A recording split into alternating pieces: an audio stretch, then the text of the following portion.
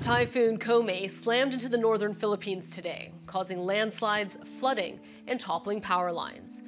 Overnight monsoon rains enhanced by Kome inundated roads and caused nearby rivers and swamps to overflow.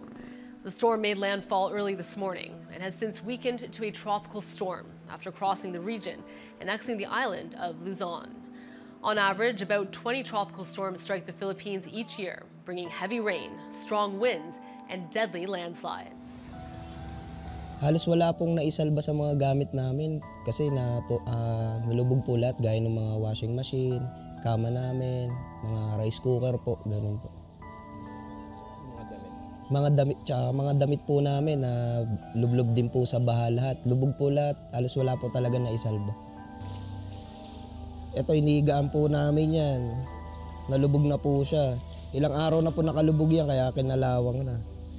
Tapos ito po, mga sapatos.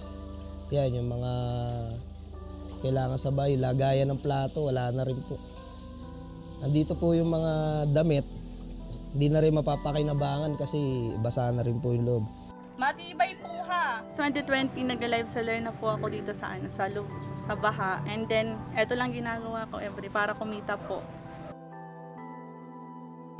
Medyo struggle sir, medyo mahina po kasi hindi accessible sa lahat ng although yung mga clients ko nagpa-park lang sa kabilang area lang po. Pag may nangailangan sir, makakatulong din kami kahit papano. Pag hindi kami nakabukas, tuloy ang renta, wala ding makakain sir, kaya tuloy-tuloy lang. Dito ba Ako tatanong nila, kukain ng mga ilog para walang tubig sa taas. Kasi lahat ng ilog mababaw.